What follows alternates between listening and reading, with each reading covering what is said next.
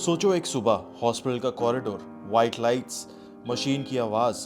एक माँ अपने 6 महीने के बच्चे को गोद में उठाना चाह रही है। बच्चा रोता नहीं, हाथ नहीं हिलाता, बस आंखों से देखता है। डॉक्टर फाइल बंद करता है और बोलता है, आपके बच्चे को स्पाइनल मस्कुलर एट्रोफी है। टाइम बहुत कम है और ट्रीटमेंट बहुत महंगा। उस माँ को मेडिकल टर्म्स समझ नहीं आते, पर एक लाइन उसके दिमाग में अटक जाती है, अगर इंजेक्शन टाइम पे नहीं मिला तो मसल्स मरते रहेंगे। ये कहानी किसी एक फैमिली की नहीं, ये कहानी हजारों इंडियन पेरेंट्स की है जो अपने बच्चे के लिए टाइम और पैसे दोनों से रेस कर रहे हैं।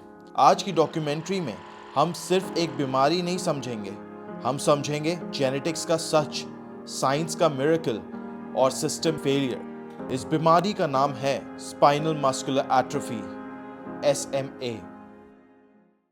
स्पाइनल मस्कुलर एट्रोफी यानी SMA एक रेयर जेनेटिक डिजीज है।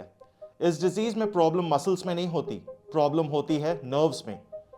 हमारे बॉडी में एक सिस्टम होता है जहां दिमाग सिग्नल भेजता है, सिग्नल स्पाइनल कॉर्ड से होता हुआ मोटर न्यूरॉन्स तक जाता है, फिर मोटर न्यूरॉन्स मसल्स को बोलते हैं मूव करो। SMA में ये मोटर न्यूरॉन्स मर जाता है तो मसल्स को सिग्नल मिलना बंद हो जाता है। रिजल्ट, मसल्स वीक होती हैं, फिर श्रिंक होती हैं, फिर काम करना बंद कर देती हैं। इसलिए SMA में बच्चा सर नहीं उठा पाता, बैठ नहीं पाता, चलना तो दूर, कई केसेस में सांस लेना भी मुश्किल हो जाता है। एक इंपॉर्टेंट बात, SMA दर्द वाली बीमारी नहीं है। बच्चा मेंटली बिल्कुल ठीक होता है, समझता है, फील करता है, बस उसकी बॉडी उसका साथ छोड़ देती है। ये बीमारी क्यों होती है, इसके ऊपर बात करते हैं। SMA होता है SMN1 जीन की वजह से, सर्वाइवल मोटर न्यूरॉन। इसी जीन के बिना हमारी बॉडी के मोटर न्यूरॉन्स जिंदा नहीं रह पाते। मोटर न्यूरॉन एक स्पेशल नर्व सेल होता है जो दिमाग और मसल्स के बीच मैसेंजर का काम करता है। वापस आते हैं जेनेटिक ट्रूथ के ऊपर। हर इंसान के जीन में SMN1 जीन होता है। ये जीन SMN प्रोटीन बनाता है। ये प्रोटीन मोटर न्यूरॉन्स को जिंदा रखता है। तो अगर SMN प्रोटीन कम हो शरीर में तो मोटर न्यूरॉन सर्वाइव नहीं कर पाते और धीरे धीरे खत्म हो जाते हैं। हर इंसान के पास 2 SMN1 जीन होता है, एक माँ के साथ मिलता है और एक बाप के साथ। अब ट्विस्ट ये है कि SMA एक ऑटोसोमल रिसेसिव डिसीज है। जैसे माँ बिल्कुल हेल्दी है, बाप बिल्कुल हेल्दी है, लेकिन दोनों के पास एक एक डिफेक्टिव SMN1 जीन है, तो ऐसे पेरेंट्स को कैरियर कहते हैं। अगर बच्चे को माँ से डिफेक्टिव जीन और बाप से डिफेक्टिव जीन मिल जाए तो 25% तक चांस होता है बच्चा SMA के साथ पैदा होगा। 50% चांस होता है कैरियर हो, हेल्दी बट जीन कैरी करे। 25% चांस होता है कि बच्चा एकदम नॉर्मल हो। एक इंपॉर्टेंट बात बताना चाहता हूँ जो लोग नहीं जानते हैं, कैरियर होना श्राप या गलती नहीं होती, लेकिन पेरेंट्स को शादी से पहले या प्रेगनेंसी के टाइम एक सिंपल ब्लड टेस्ट करवाना चाहिए जो बता देता है कि आप कैरियर हो या नहीं। SMA बीमारी एक जैसी नहीं होती, इसके टाइप होते हैं सिवियरिटी के हिसाब से। SMA type 1 most severe. Birth के कुछ ही महीनों में बच्चा बैठ नहीं पाता, सांस लेने में दिक्कत होती है और ट्रीटमेंट के बिना लाइफ एक्सपेक्टेंसी बहुत कम हो जाती है। SMA टाइप 2 6 से 18 महीनों के बीच में सिम्टम्स आ जाते हैं, जैसे बच्चा बैठ सकता है लेकिन चल नहीं पाता और लाइफ लॉन्ग सपोर्ट की जरूरत रहती है। SMA टाइप 3 चाइल्डहुड या टीनेज में सिम्टम्स आ जाते हैं जहां बच्चा चल सकता है लेकिन वीकनेस होती है, लाइफ एक्सपेक्टेंसी नियर नॉर्मल होती है। लेकिन याद रखना, ट्रीटमेंट जितनी जल्दी, आउटकम उतना बेटर, चाहे टाइप कोई भी हो।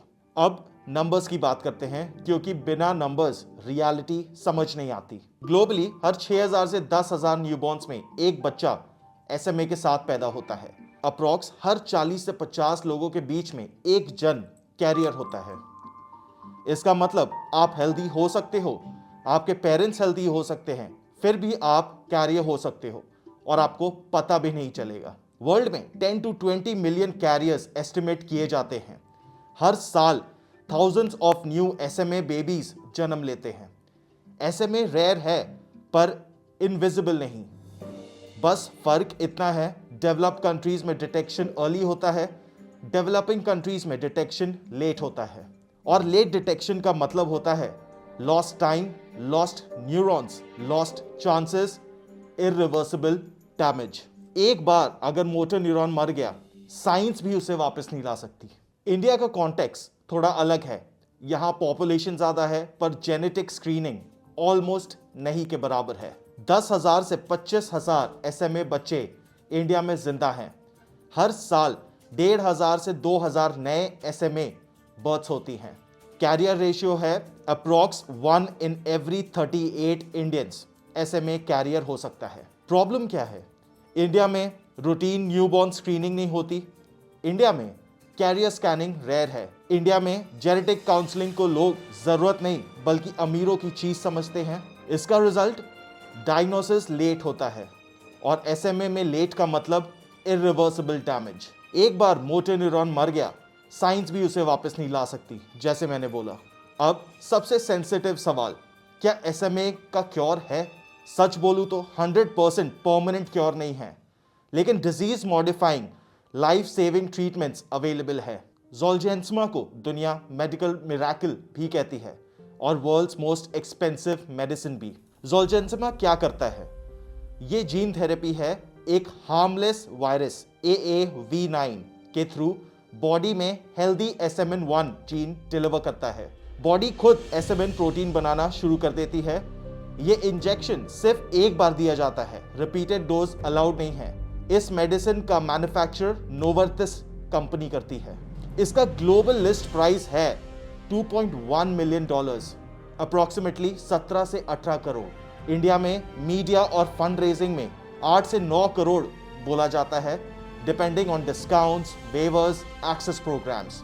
क्रिटिकल कंडीशन में 2 साल से पहले देना जरूरी है, बिकॉज जितना अर्ली उतना बेटर आउटकम होगा। अगर टाइम निकल गया तो इंजेक्शन होने के बाद डैमेज रिवर्स नहीं होता। ज़ोलजेंस्मा कोई फेरी टेल नहीं है, ये साइंस है लिमिट्स के साथ। क्लिनिकल डेटा के हिसाब से अर्ली ट्रीटेड बेबीज बैठ पाते हैं, क्रॉल कर पाते हैं, कई केसेस में चल भी पाते हैं। Late treated babies survival improve होती है पर डिसेबिलिटी रह सकती है। इसलिए डॉक्टर्स बोलते हैं टाइम ही सबसे महंगी चीज है इस बीमारी में। पिछले पार्ट में हमने ज़ोलजेंस्मा समझा, पर सच ये है ज़ोलजेंस्मा सबको मिलता नहीं। इसलिए दुनिया में 2 और मेजर ट्रीटमेंट्स यूज होते हैं। स्पिनरज़ा, ये इंजेक्शन डायरेक्ट स्पाइन में लगता है, lumbar puncture. First year 6 doses लगते हैं और उसके बाद हर 4 महीने में 1, वो भी लाइफ लॉन्ग। इसका मैन्युफैक्चरर बायोजेन है। इंडिया में इसका कॉस्ट पहले साल में 4 से 5 करोड़ के बीच में होता है, और उसके बाद लाइफ टाइम कॉस्ट 20 से 30 करोड़ प्लस। इसका दूसरा नेम न्यूसिनर्सिन भी है, और जब भी डोज लगेगा हॉस्पिटल में बच्चे को एडमिट होना पड़ेगा, और बच्चे के लिए ये एक्सट्रीमली पेनफुल प्रोसीजर होता है। लाइफ टाइम डोजेस के चलते फाइनेंशियली मुश्किल हो जाता है बहुत सारी फैमिलीज के लिए। दूसरा मेडिसिन है एवरेस्टी। लिक्विड मेडिसिन है ये, जो घर पे डेली लगता है। ओरल डोज, स्पाइन इंजेक्शन नहीं होता। इस मेडिसिन का मैन्युफैक्चर रोशे कंपनी है। इंडिया में इसका कॉस्ट 6 से 7 लाख पर मंथ होता है। साल का खर्चा 70 से 80 लाख होता है। लाइफ टाइम का हिसाब लगा लो, करोड़ों में होता है।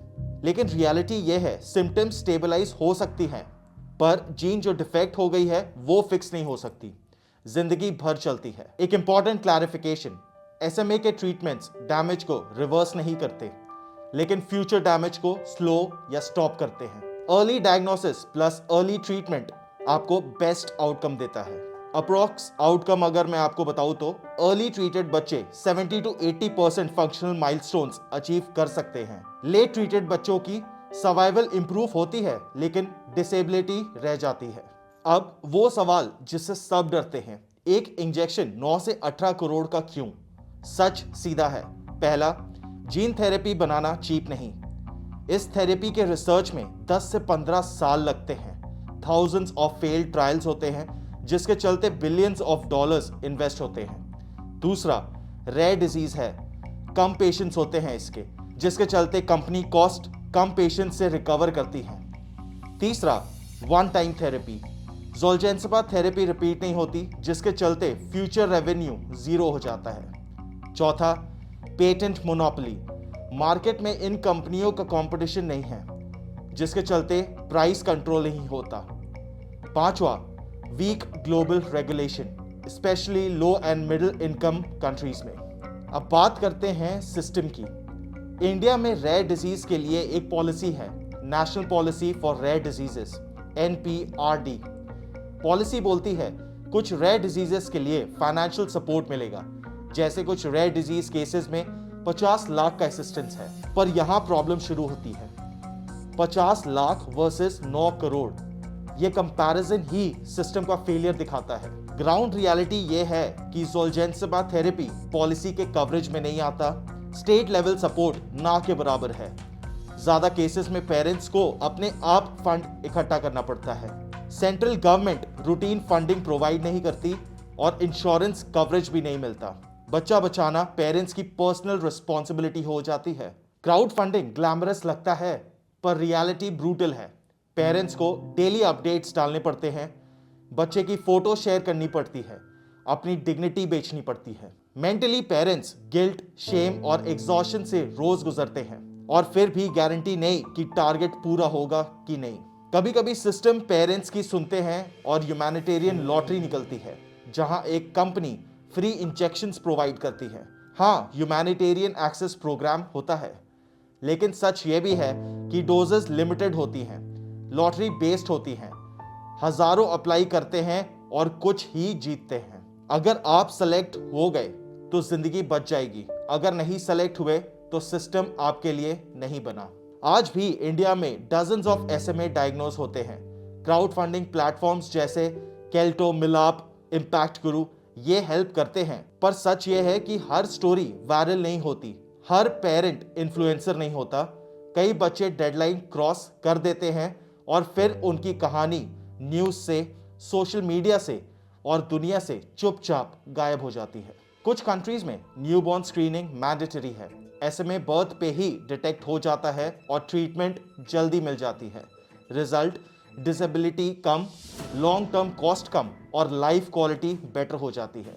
इंडिया में स्क्रीनिंग ऑप्शनल जगहों पर होता है, लोगों में अवेयरनेस की कमी है और पॉलिसी स्लो है। SMA को 100% प्रिवेंट किया जा सकता है नेक्स्ट जनरेशन में। कैसे?